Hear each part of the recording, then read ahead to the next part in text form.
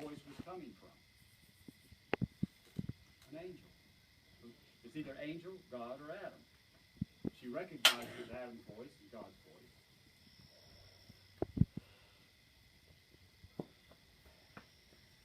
And she sees a serpent.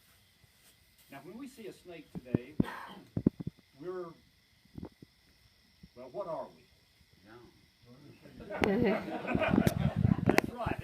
Too bad she didn't do that.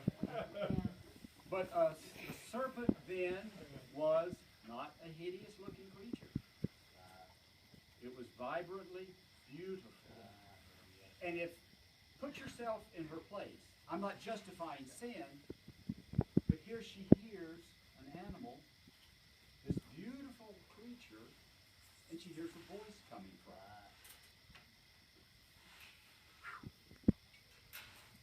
Would that have aroused curiosity in you to want to go take a closer look?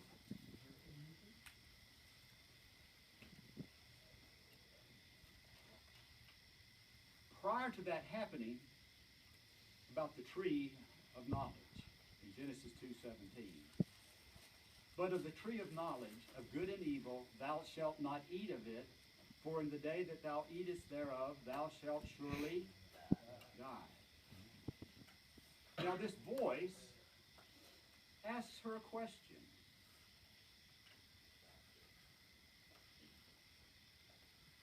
Hath God said, ye shall not eat of every tree in the garden? And the woman said unto the serpent, we may eat of the fruit of the trees in the garden, but the fruit of the tree which is in the midst of the garden, God hath said, ye shall not eat of it. So far, that's true. Neither shall ye touch it. Satan picks up on that. Because it's not what God said. Neither shall ye touch it. And he says, the day you eat of it, you shall be as God. You shall know good from evil. She didn't know what evil was. She knew what good was. She's experiencing it.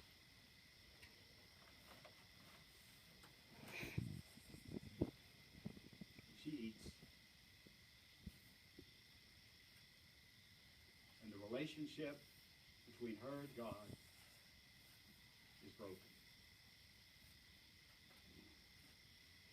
Did Eve die as soon as she bit that fruit? No. So did God lie to Eve? No. If you pick a flower out of your garden, is it dead? The process has started. It has been separated from the thing that gives it life. You can stick it in water and it'll last for some time, but then it starts to show the signs of separation and starts to die. So it took a while.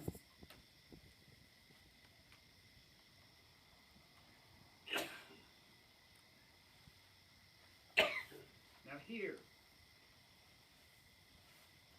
God is experiencing sorrow again. Here, his covering cherub rebelled against him and had to be removed from heaven. Now, the crowning act of his creation has been separated from him. Those of you who are parents know what it's like when your child leaves home, whether it's by choice or whether you have to tell them to leave. I experienced this.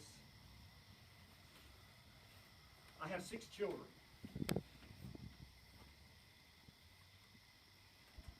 And my wife and I wanted our children to learn to be on their own while they were still, I'm going to say, under our control. We moved them out. We have twins. We moved the twins out into an apartment so that they could learn to manage money and manage their life. Our 2 sons went to apartments. and our third daughter moved into the dormitory at school. Folks, one afternoon, I watched 5 of my 6 children leave home. And as I watched them pack up their stuff to take away, I knew they're gone. Sad, sad day.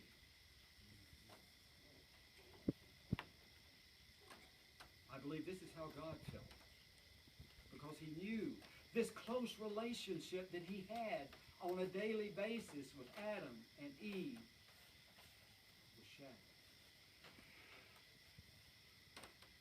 I see him in my mind's eye as he's standing at the gate of the garden. And Adam and Eve is escorted out. And what does God do after they're escorted out? He places an angel in the doorway to keep them from coming back in.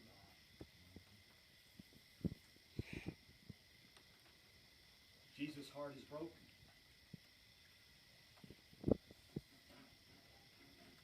Satan has taken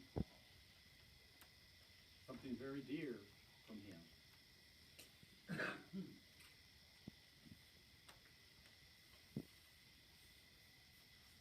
Satan uses the 6 senses to gain control of us. Everything that comes into our mind, into our heart, comes through those senses. They were forgiven, but they had to leave.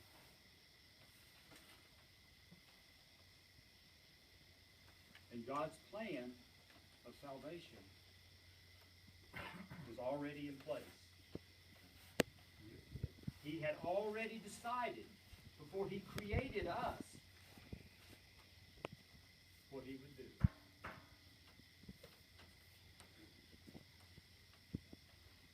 For me, that's love. Satan tries to make us believe that God doesn't love us, that he's harsh, vindictive, mean. In psychology, that's called transference. Satan was transferring his character onto God. And unfortunately, he's been successful at it for almost 6,000 years. But when you love your children, you'll do anything for them. You're a child of God. God so loved us that he gave his only son.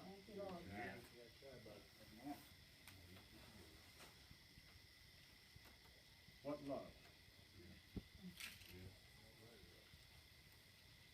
The plan of salvation was in place and ready to go. In my management career before coming up here, one of my responsibilities, it's a big word, but I'll tell you what it means. I was responsible for business interruption contingency planning. That's a corporate jargon, where I was responsible for looking at the company and deciding if something went wrong, how to keep the business going. I carried it, we called it a football. It was a case about this wide, about this high, and about that long. In that case was the plans for everything that operated that company. Wherever I went, that case went with me. God had a business interruption contingency plan for this earth. God is omnipotent, omnipresent, and omnipotent. He is not bound by time and space. He knew what would happen. But he loved us anyway.